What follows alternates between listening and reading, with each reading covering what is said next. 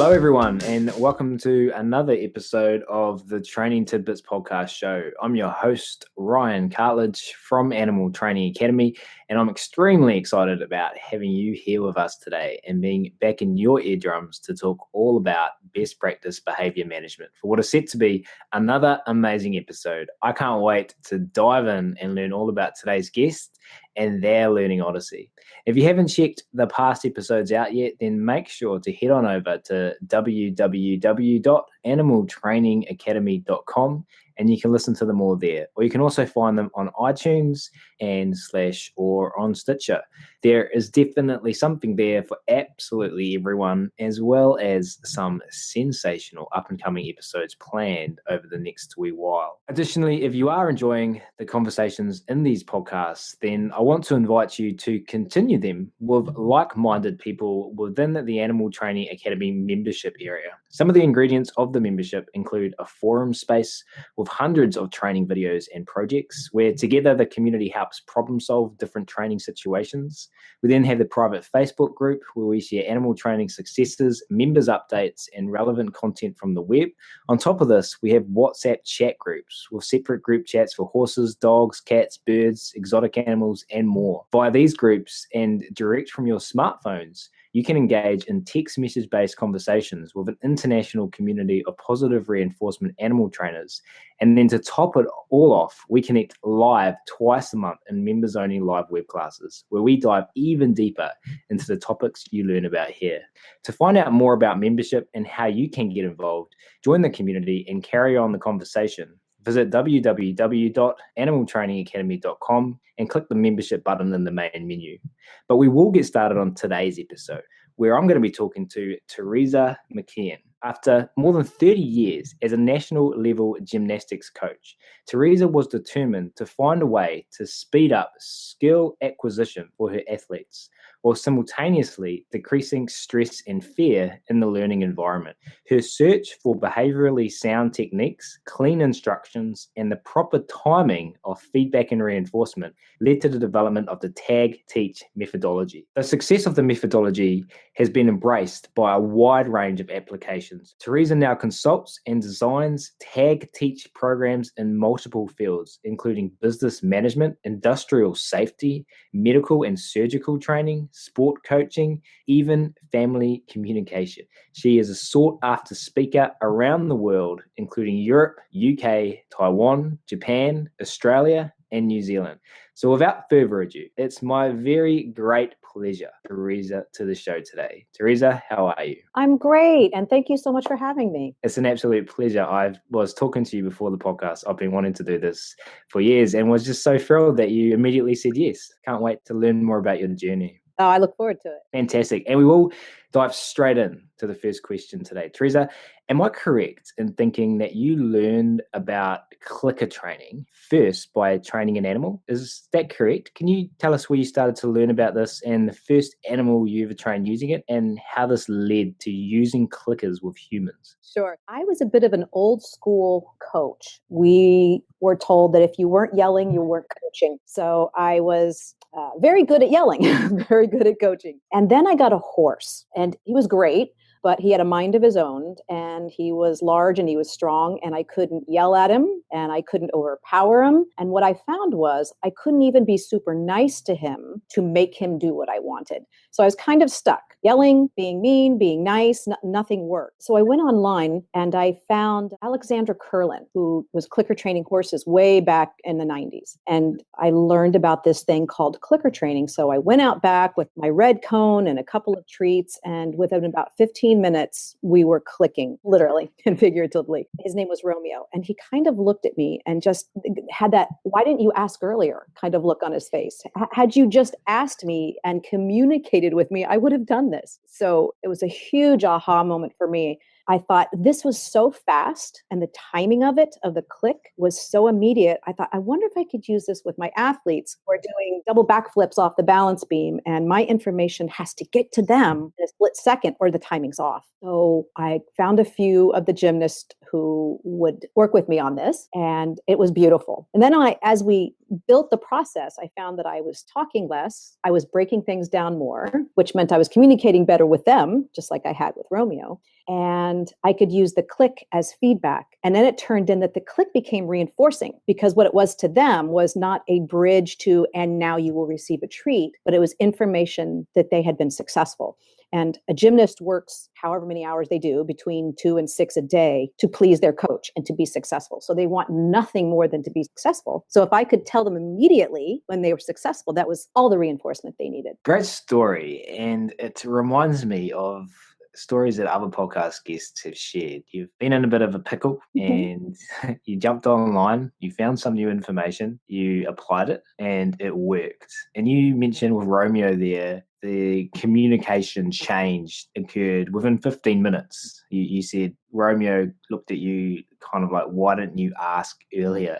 Now, for someone in your position who had been yelling at people as you were taught to do, to go through a transformation like that in 15 minutes, can you just take us back to that 15-minute period and just build upon what that experience was like? Well, what I found was I was hiding behind my words, right? I would tell them to run faster, the gymnasts. And if they didn't, I would repeat it. And then I would add punishment to that. Well, you didn't run faster that time, so now why don't you run laps, and maybe next time you'll run faster. So I was really hiding behind the words instead of looking at what I wanted and breaking it down for the person who was learning. And what I found was I didn't know how to ask them or to tell them to run faster.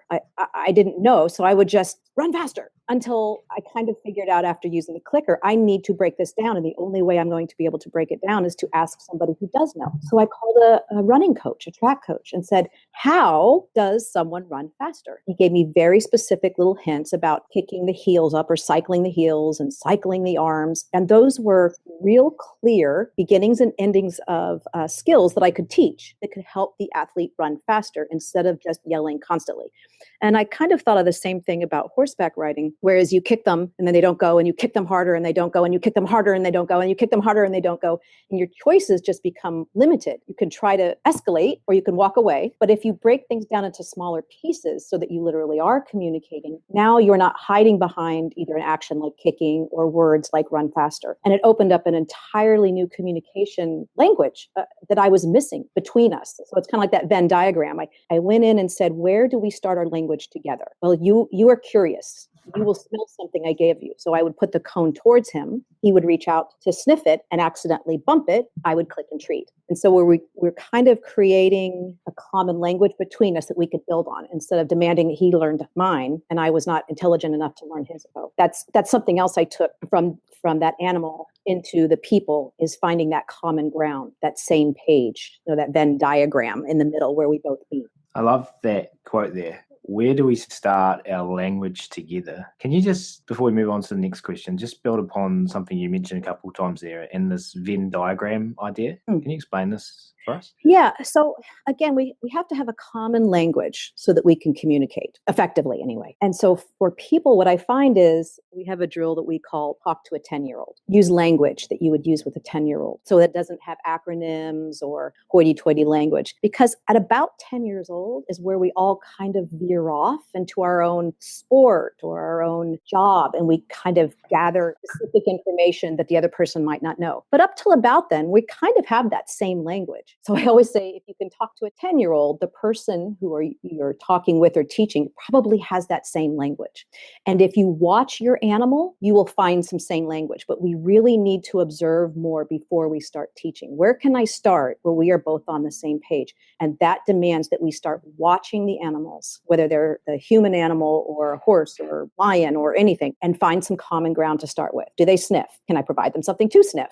Can I give them something to sniff, then take it away so that I have control over that, or I can click or not click? And we just find that common language through observation first. Find common language through observation. Love it. And sometimes, and potentially for some people in some situation, always, the animals are the greatest teachers, aren't they? Oh, always.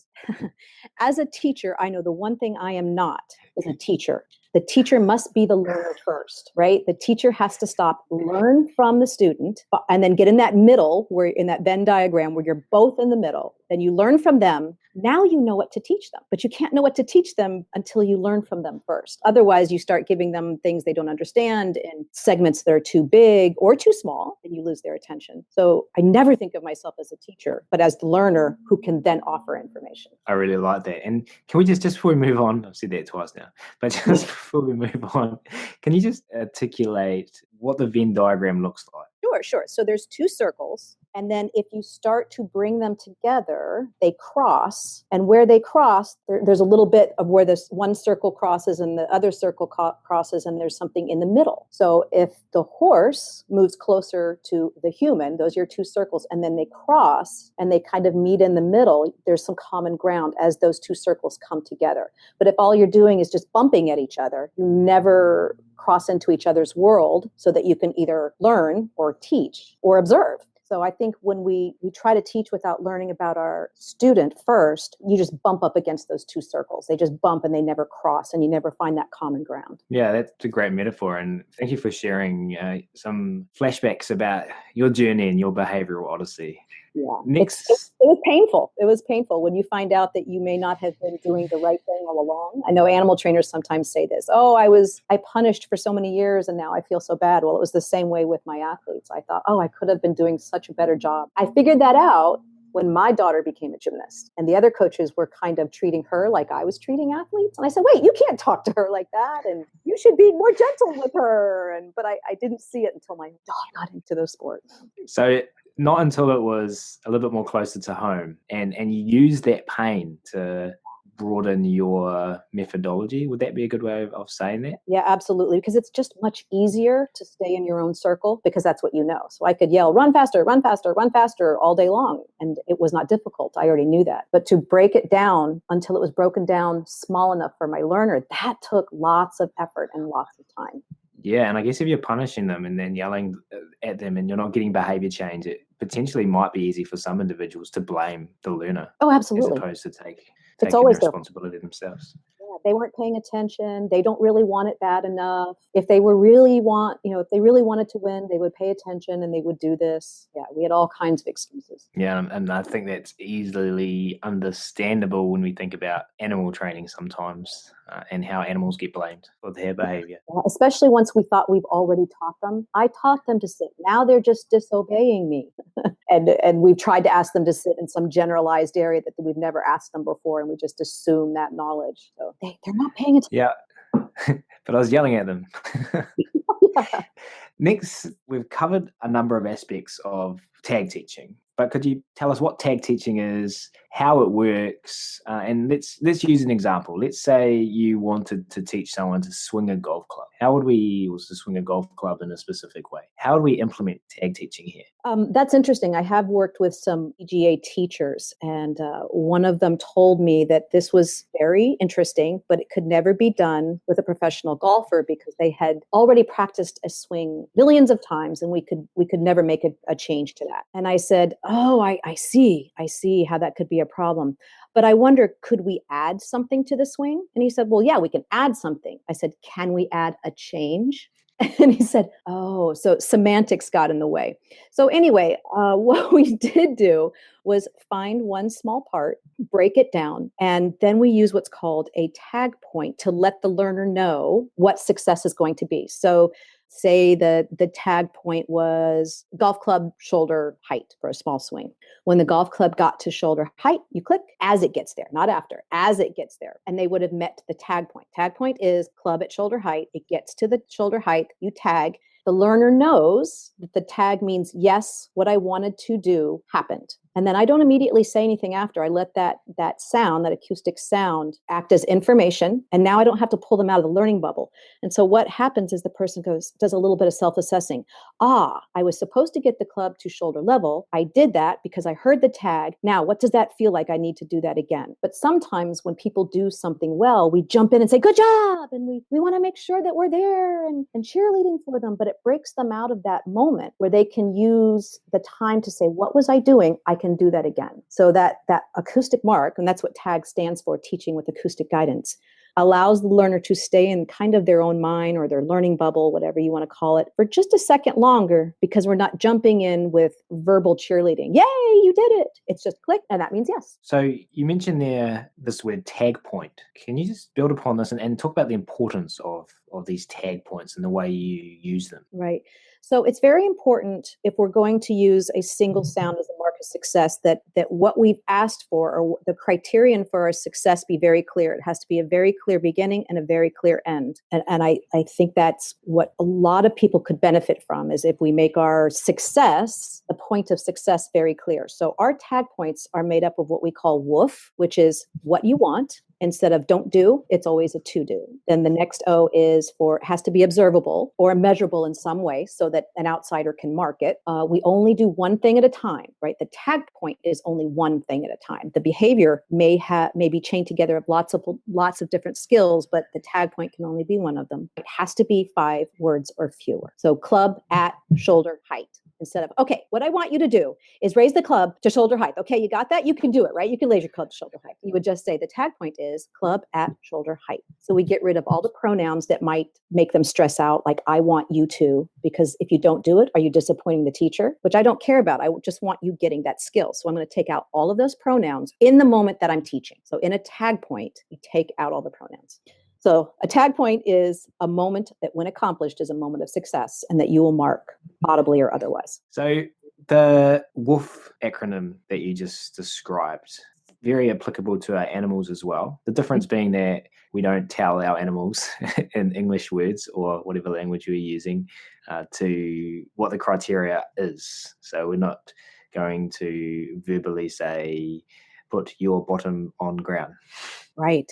In fact, that's one of the things. The better clicker trainer you are with animals, the tougher it is to use it with people, because you want to shape everything. And I say, oh, you can actually demonstrate first if you can, or you can tell them. And for a minute, it's a real mind shaker for people that they don't have to shape every single movement of a human. Demonstrate it or give them a tag point. And then that's why you can move so much faster. Is there benefit, do you think, when writing training plans for animals, to make our tag points for animals or our criterion for animals less complicated, as in try to break it down to 5 words? Or is this just something that's specific for kind of thinking about doing tag points for humans? Well, I look at the click points for animals, I guess as you would call them, really are within our own minds. And if we make them more than 4 or 5 or 6 words, then it's going to be nearly impossible for us to observe that and to click it properly, right? So if we're thinking, I want them to sit and do this and do that and do this and do that, can you really, as a human, observe all of those things happening all at once? And that's when we start to move the criteria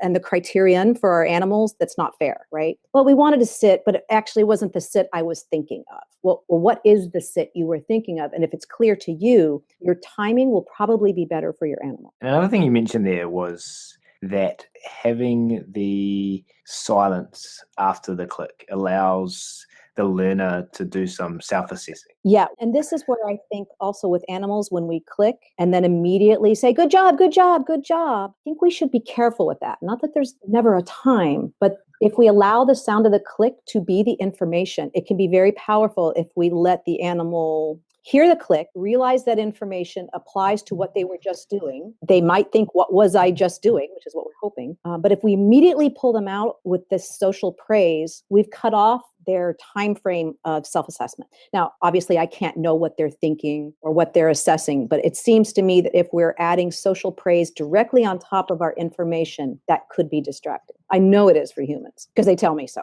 Yeah, kind of let the click do the job. Yeah. And that doesn't mean, so we may say, let's do this 3 times in a row. So say the tag point was arm at horizontal. You raised your arm to horizontal, click again, click, click. Oh, that was great. So I can use social praise at the end of a session, but I don't want to keep you engaged in our training process and just encourage you. But I don't want to confuse praise with cheerleading or social praise. I don't want to confuse information with praise, right? I want to use those as 2 separate tools. And when I'm using, when I'm using the click, I want that to be information, not cheerleading or social praise. That's separate. And I think there's a lot of value in that, in seeing the click as information, because for you and other people, implementing tag teaching, or for us as animal trainers, we've got to identify that that's what the intention of that sound is.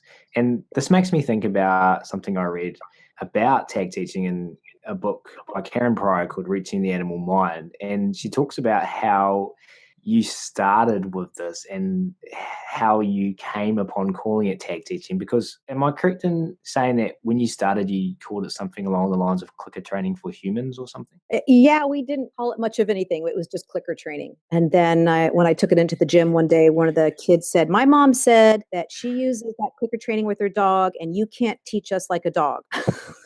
Like, okay, this isn't clicker training. This is tag teach. And they went, oh, okay, then that's okay. And so that was kind of internal battle in some people's mind between their interpretation of what a clicker is and the fact that it's just a piece of information. Now I actually, you picking up the clicker or the tag as we call it, or the mark, whatever mark you're using, even if it's verbal, is really the last thing I think we should be training in this chain of using clicker training. The thing I see that's most missing is the observation skills. And if we can't observe the moment that we would click, if we're not really good at that, then I think using the clicker could be putting the cart before the horse. So when we use tag teach and we're talking to animal trainers, the first thing I want them to do is to have their human say, I would have clicked there. I would have clicked there. I can observe the sit and make sure that they are certain of what they're going to click. And we use puppets and we use stuffed dogs and we can, if a human wants to do it, that's fine. But my biggest suggestion is to teach the human first, both the training skills using the clicker and the treats and all of that, and observing dog or cat or horse or lion behavior before you put that clicker in your hand and you start engaging with them. I think that might be very beneficial to people. So you do this out of a session, for example, watching a video and you said puppets and a human model maybe. Absolutely. In fact, that's what I do 90% of the time now. I have dog costumes that I wear, so and we'll practice doing all kinds of things. I have a session that's called locum, and locum means something that's filling in for. So locum training is working with the puppets, working with the stuffed animals, working with anything else than the live animal that you're going to be training, because if you make a mistake with them, because we don't have words, it can be very difficult, as everyone knows. A couple of wrong clicks could put you back. So if you're very good at what you do, at your timing, at your observation skills, at your marking skills, at your delivering reinforcement, I can almost guarantee that you're going to have better luck with your animal, and your animal is going to be more engaged in your sessions. And you'll be more confident. So we normally share videos on the podcast right up. Do you have one of you in a dog costume we could share? I don't think I have anything on there. I will try to find one and get you the link, though. I'm intrigued, and I want a dog costume. Be very careful when you're ordering them online. There's some interesting people that sell costumes. Hey, we talked about tag points there, and you've kind of created your own language with tag teach. Am I correct? And is there... to make sure that I don't take full credit for this. I do have a co-founder, Joan Orr, and of course, Karen Pryor was one of the co-founders, and Beth Wheeler, who is a dance teacher, and Aaron Clayton. They were all co-founders. So I don't want to look like I invented all of this by myself. We do have also, we talk about the focus funnel, which I think is helpful for teachers to think. I call it teacher talk.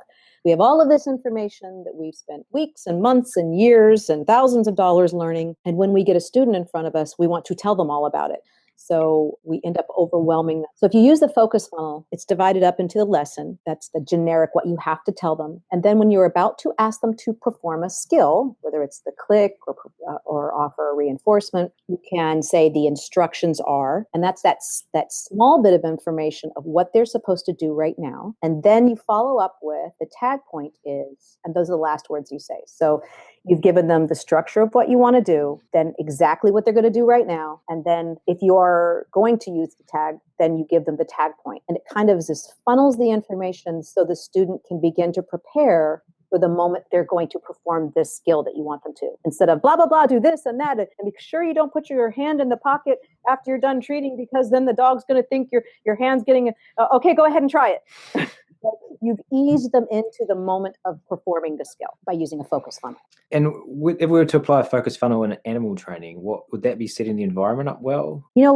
Absolutely. I was just trying to think that we it wouldn't apply to animal training, but you're exactly right. If you're overwhelming them in a situation and in the environment, you're not setting them up for success while they're learning a new skill. So you're right. Yeah, absolutely. Setting it up where there's a clean environment and they only have to focus on one thing at a time. Now, we've talked about this idea before in previous podcast episodes with numerous people, and others have said the value in not vocalizing to a great extent, keeping nice and still during training, and how for those individuals, they've found that beneficial for communicating effectively with their animal.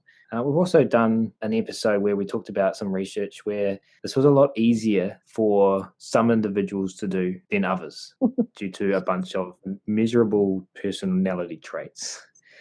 Have you found that some people have adopted tag teaching easier than others, or is it a process that everyone can learn? It's definitely easier for others.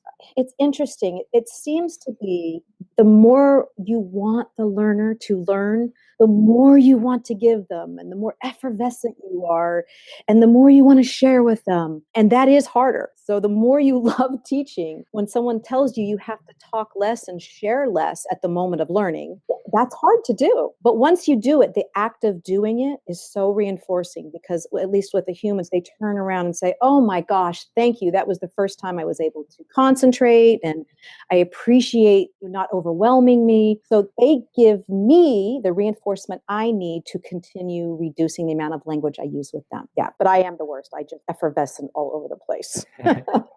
We call it passion talking. We're so passionate about something, we just passion talk all over people. Interesting. How to suppress your passion talk. But you know what? If you can just do it at the moment of learning, so keep your whole personality and stay however you are, but at the point you are asking somebody to do something new or to learn something, reduce the language to just what they need. And when they are finished, then you can pull them out of that learning bubble and get into your socialization if you need to. Fantastic. And thank you so much for sharing. That was a lot of fun to learn about. For our next question, I wanted to dive a little bit deeper into, and we've talked about this already, but if we could go a little bit deeper, that would be great. Why it works? What's the science behind this? And we've already talked about this, but once again, potentially just elaborate a little bit more. The reinforcement after the click, we're not offering anything tangible, are we? I tried that. In the beginning, we offered, they could count up their clicks, especially with the young athletes. They could count them up, and we have little, what we call tagulators, where they're strung. They're kind of golf counters, and you could pull the bead down, and because they were thinking of how many they had, and they would try to hold on to those more than they were thinking about the skill I wanted them to do. So we tried to give them a way to keep track of how many they had earned, because they could turn them in for little trinkets later on, or less push-ups, or whatever they wanted. But what I found was people would kind of, especially adults, would kind of wave me off when I tried to hand them a chocolate or money or even something for their dog. So when I really looked at it and really looked for what was truly reinforcing, it was the act of being successful. Now, it was okay if I handed something to them, but that was not what was reinforcing to them. So we really found that if you make success have a clear beginning and end so that they can say, I was successful, that was more reinforcing than anything at the moment, food-wise or money-wise or anything else. So you very well can do it, unless it's something somebody does not want to do. So if we were doing a large amount of push-ups or something like that, you may have to encourage them with outside, I don't want to call them reinforcers, but encouragement. But yes, to your question, I think most of the time, a clear point of success is very reinforcing. You don't have to add anything to that. And do you think that's applicable to animals as well? In my experience with my animals, boy, that food, or with my horse, he loves to hear me laugh. He will work if I laugh. But treats seems very effective with them. So I'm not sure. And I don't have any research and not even a lot of anecdotal on that. I think in the beginning, while they are learning, whatever you have decided is the outside reinforcer or external reinforcer has worked really well. So I don't know about that. How do you feel about that? I guess the animal's going to tell us at the end of the day. I think you're right. And I think we talked about clicker being information. They're going to be looking for other information from their environment. I'm not sure. It's interesting. Yeah. Has there been any science behind this kind of learning in humans? Well, the whole theory is based on the applied behavior analysis. Now, I am not trained. I do not have a degree, but we had a behavior analyst look at Tag Teach and give us his opinion. And he said that, and I quote, This methodology is based on the application of the science of behavior and the structured application of positive reinforcement and scientifically established practices, including task analysis, shaping by successive approximations, discrimination training, differential reinforcement of alternative responding, generalization, behavioral momentum, and all of those kind of scientific things. So if you want to classify what we do, there is scientific background. We do have several studies in practical application, a few in golf, a few in dance, 2 with orthopedic surgeons. So we have taken the literal parts of Tag Teach and done some studies. But the basis of it, I have been told, is behavior analysis. Yeah, it's really exciting. And you've sent me some links to the studies done on surgeons, haven't you? And I'll include those in the write-up. Yes, and we're doing more this year too. So hopefully by next year there'll be more. Fantastic. Now, just before we move to the next question, one last inquiry about methodology. We got our tag points, we've got our clicker, we're minimizing our language. How do we deal with mistakes in tag teaching? Yeah, that's very interesting. The thing about the tag is, well, people say if they don't get a tag, isn't that punishing? With the people, we can tell them what no tag means. And no tag means self-assess, try again, or ask for help. So it's a tool for the student to use to assess and then say, hey, you didn't give me what I needed. I was not successful. Teacher, you need to reassess the information you've given me and the task you've given me. And that's kind of what animals do, isn't it? That are engaged in the training game. Yeah. I hope so. And that's what I think clicker training does for them. It bypasses that. If they do not do what we ask them, they have failed, right? They do not do what we ask him. We have to reassess and give them something different until they do. And that's exactly what we do with humans. It's a huge change to think they didn't do it. Now, what do I have to change? Instead of they didn't do it, why didn't they do it? What did they do wrong? They weren't paying attention. They didn't care. Nope. I have to take responsibility and do something differently. Yeah. And those 2 words are pretty important. Take responsibility. Yeah. But I look at it as a puzzle and a game, because when I first thought about it, I thought, why should I have to do all this work? Where's your accountability? And no matter what I thought, it didn't change that they didn't understand or couldn't do what I was asking. So finally, I figured that I would just make it a game for myself. No matter what, I would find a way to break this down for this particular learner. And then I was reinforced when they were successful. And I know other people refer to animal training as a game as well.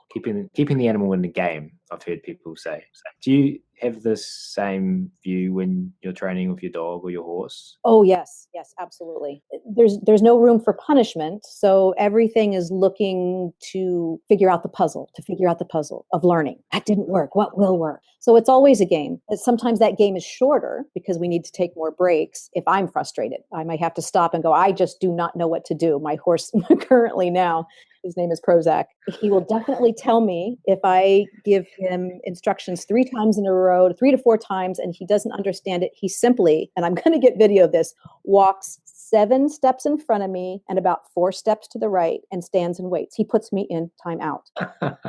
And then he'll walk around and he'll come back and join up with me again and say, okay, you want to try that again? I have never been put in timeout by an animal before, but he does it constantly now. And I thought, okay, I'm sorry. I went too far. I asked too much. Let me regroup and try again. Maybe we can make a viral video here. You in your dog costume training a horse called Prozac who gives you a timeout. Oh, I could do that. That's good. I'm going to come to you for future animal names, by the way. Romeo and Prozac there. Pretty good. So great information. And I know a lot of people listen to the show. This is going to be so beneficial. So thank you very much for sharing that. For the next question, Theresa, can we discuss where's the limit of what we can use tag teaching for? Is there a limit? That's a great question. I have not come to it yet. We have tried it with infants. We have several people who tried using Tag Teach for diaper training. I don't know what you call it in New Zealand. Nappy training? Potty training? Nappies, yeah. Yes, nappy training. And it was interesting. So I think there may be an age limit early. I'm not sure what it is, or you would have to adjust it. And then the only other limit comes with the teacher. And by that, I mean, it's okay to say, I don't know how to break this down any further. Who can I ask? And that's been a big trial for some teachers to say, I can't break it down further because I don't know how. And if I have to go to somebody else to find out, will I look incompetent as a teacher? And I think we really need to say that's where the competence comes in. If you say, I'm stuck, I'm sure it just needs to be looked at differently, broken down differently. Who can I ask? Like my track coach. And just to know that we can't know everything. I couldn't know how to teach all those events and little things like running. It was no shame to ask somebody else for help and how to break something down. Does that answer your question? Yeah, great lessons there for everyone. And additionally, I was thinking about areas because you've done tag teaching with people with disabilities. Is that correct? You know what? It is brilliant with people with disabilities. One of our tag teachers, Martha Gabler, wrote a book called Chaos to Calm, using tag teach with her son who had profound autism. It's a wonderful read. She's also got a website with most of the information that she talks about in the book right there on the website. She's got some free courses that people can take. And because there's no language, and because you don't have to have eye contact, and you don't have to have somebody sitting in a classroom, the tag teach works very well for children who might not want so much stimuli in the environment. People in their face saying, good job, good job, good job.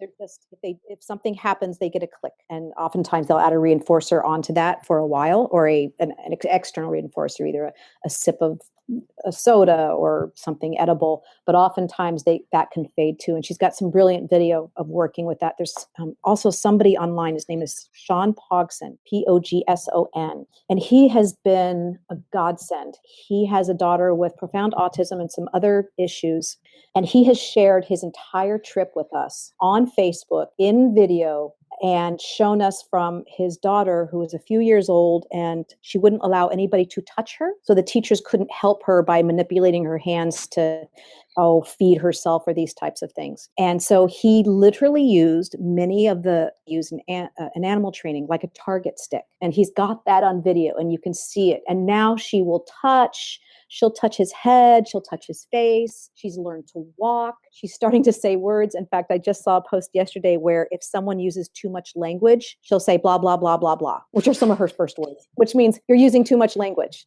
Tell me what you want.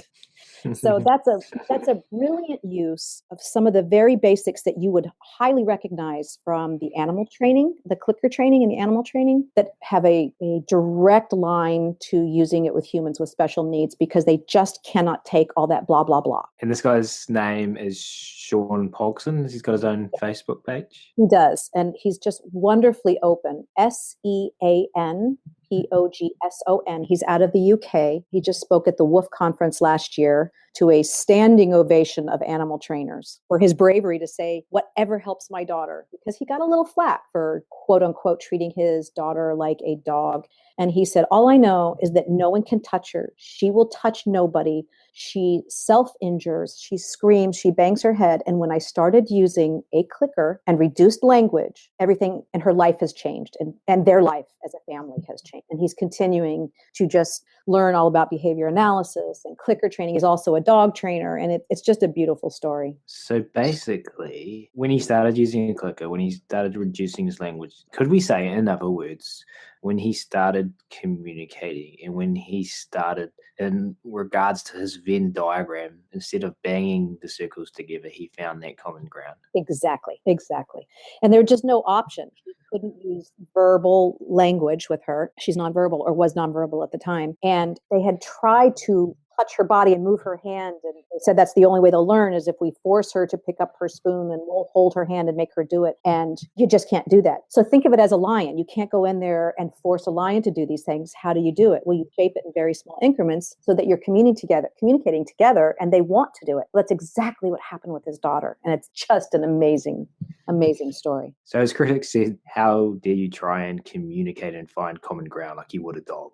Yes, absolutely. And he got all kinds of threats, and he still stayed and said, no, I'm not only going to do this, but I'm going to share it with others, because I'm not wealthy. I don't have a lot of help. I'm a parent, and I can't just sit back and watch this happen. I have to be able to do something, and it has to be inexpensive. And how expensive is a clicker? He already had one because he was training his dog. So for someone listening who is interested in learning more about this, and potentially even getting certified, because you offer certification, don't you? Yes, you can go to the website, www.tagteach.com, and there is a link on there to go to the certification. We have several different levels.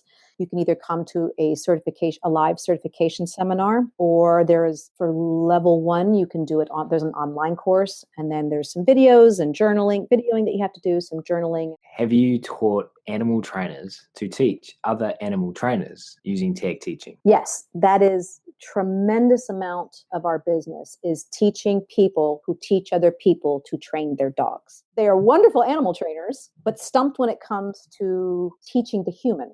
And when we say it's exactly what you've already been doing, the light bulb goes off, they get the head smack moment, and they completely understand that they reduce the amount of words. They make sure that success is set up in small pieces, and that their timing of their information and reinforcement is clean and clear. I'm just thinking about potential challenges that I've had in my life.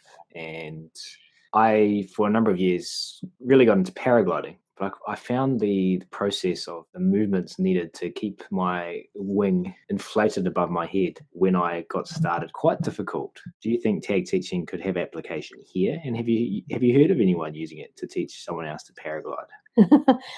My husband tried it once, and we thought, holy cow, we need tag teaching here. I tell a story actually of jumping out of a plane. And when they were telling us the instructions for that, there was a million, don't do this, else we'll die. Don't do this or we'll die. Don't do this or we'll die. And he just turned to me and looked and said, give me a tag point. Just give me something to do. So as long as you have someone who is a subject matter expert, we can help them find out what the actual actions are. Most of the time they are so good at it, like tying your shoe. It's hard to teach tying a shoe because you've done it so many times, but we can go in and help those subject matter experts relive those steps and find those steps again that they have just done so many times they don't remember them. Then we can show them how to give them back to you in small increments. So is your life just walking around the world going, you need tag teaching, you need tag teaching, tag teaching could work here, tag teaching could work there? Are you constantly seeing application as you navigate around? Yes. And after people have taken the tag teach course, they're doing the same thing. Oh, I was at my kid's soccer game and the coach was blah, blah, blah, blah, blah. If they had just given him a tag point, it would have been great. And we will move on. We are sadly at the end, but that's okay because we're heading into one of my favorite parts of the podcast show. Theresa, can you please share with everyone listening 2 or 3 stories from your experience training animals, training tag, implementing tag, and some of the important lessons these have taught you along the way? I've listened to some of your other podcasts, and it seems like all the stories seem to be really heartfelt and heavy, and I'm about to do the same. Nice. When my daughter, I have 2 children, and they kind of grew up with tag teach. I wish I would have known it a lot earlier. I think they would have been better off. But as they were growing up, we tried to use what I was learning. And my daughter, in about 8th grade, decided to run for student council. A friend of hers was running, and she got very angry with her best friend for running at the same time. And she couldn't get over this anger, and she knew it wasn't right. Her friend had done nothing wrong, but what could she do? So we said, okay, what can you do first? And she said, Mom, don't you dare ask me to be nice to her. I just can't do it, even if it's right. I said, but as you see her walking down the hall, can you think to yourself, oh, I'm so mad at her, and not say it out loud? She said, yes. So we gave her that little tabulator with those little beads. She saw her friend walk down the hallway, and she said, oh, I'm so mad at you, in her head, but not out loud or to her friend. There was no talking to anybody. She pulled a bead. For 2 days, she did that. So then we made the next successive approximation and said, now can you say, as you see her walk down the hall, this is a good friend? And she said, nope, can't do that yet. Okay, let's go back. Can you look at her and think nothing? And she said, yep, I can do that. So we started using what we call self-tagging. Again, just break it down to something you can be successful at. When she saw her friend down the hall, she got to the point where she would smile and pull a bead. And so she worked her way back from something she knew she wasn't right, but was all wrapped up in her head, to breaking it down for herself and marking it for herself and just working her way out of this anger. So I think both of my kids have tried to find ways to break their own successes down for themselves in small increments as they grow up. What do their friends think of tag teaching and them using tagulators? And Well, luckily they hang as necklaces and bracelets, so often people don't know that they're doing it. But I think we all want to be successful every day and not say, at the end of the year, if I have earned this much money, or if I have won a gold medal, or if I have done so well at work, I can get a raise. We all need to be reinforced incrementally during the day, or it's kind of not worth it if we have to wait for long periods of time. So I think that's what's most important is even if someone's not marking you with a clicker, use less words and you break successes down so that they have a beginning and an end. And you can say, yes, I was successful. Now, I have more to go, but on this day, at this moment, I was successful. We can really use the science of reinforcement so that we can go on and do it again the next day. What a great tool. What a great life skill for your children to develop. We can all improve, but they are thinking about it. So can I ask, what was the outcome? They were able to become, they were separating in life, doing different things, but she got over it. She knew it was her issue to overcome, and they became friends again. They ended up going their separate ways because of life, but she said, I understand. I don't have to change everything all at once. I can take steps. So great. And you definitely didn't fail to disappoint with your deep and meaningfulness of that great story and lesson. Oh, good. Yeah, it's not too depressing. Not at all. It's the events and stories that are emotionally charged where the greatest learning occurs, I think. What do you think? You're right. Maybe that's why everybody does that. It's the things that they remember. There's 1,000 stories that are probably more interesting, but the ones you remember are those super heartfelt ones. Yeah, you're right. Now, unfortunately, as mentioned, that does bring us to our final question for this episode. Theresa, could you please take us all into the future now and share with us what you would like to see happen over the next 5 to 10 years in the tag teaching world and in the animal training world as well? So I hope that we can learn from tag teach and clicker training that we every day, anything we do, we can look for points of success and we can observe points of success and then use fewer words to turn around and ask for what we want later on. And I think we can find that whether it's the orthopedic surgeons or the golfers or the people who train lions or the people who teach people to train their dogs, is that we can use less language, more reinforcement. So we have to learn to observe more, cut out the blah, blah, blah. And just before we wrap up, one last question that I have floating around in my mind is all to do with timing. Some recent studies that I've been privy to and from my own anecdotal observation, timing is something that animal trainers can really struggle with. Is this something that you've found as well with people in tag teaching doing their tags, or does good timing come out of building those observational skills, do you think? You know, it comes out of deciding what the point of success is. And I'm glad you brought this up, because what you'll find is if your click is late, humans will want to take the clicker, they will rip it out of your hands, and they will throw it down the hall. So if all you're saying is, yes, you did that, good job, what they'll say is, why don't you just tell me? So what you want the information to be is, yes, you are doing it. Not keep going, but yes, as it is happening. So an early click, often like in animal training, an early click is better than a late click. I want to say, yes, what you're thinking and about to do is right. So that it gives them confidence, as opposed to, yeah, that thing you just did, click. That's really annoying. People hate it, and the information isn't useful. Information needs to be as I'm doing it. Am I doing it right? Because I'm scared. Yes, you are, tag. So you bring up a really good point that it has to be as they're doing it. It has to be, yes, you are doing it, instead of, yes, you did it back then and now I'm letting you know. That makes sense? Definitely, and very applicable to everyone. It does, as mentioned, sadly bring us to the end. Before we wrap up, though, we've touched on it a couple of times throughout the episode. Can you just tell everyone listening where they can go to find out more information, what resources are available for those who are right at the beginning of their learning journey with TAG, and any other online links or things you'd like to point people to? Sure. I believe there'll be some that you'll put up on the site, but we have a Tag Teach official forum on Facebook. There's tagteach.com. There's tagteachblog.com, which there's some great stories in there.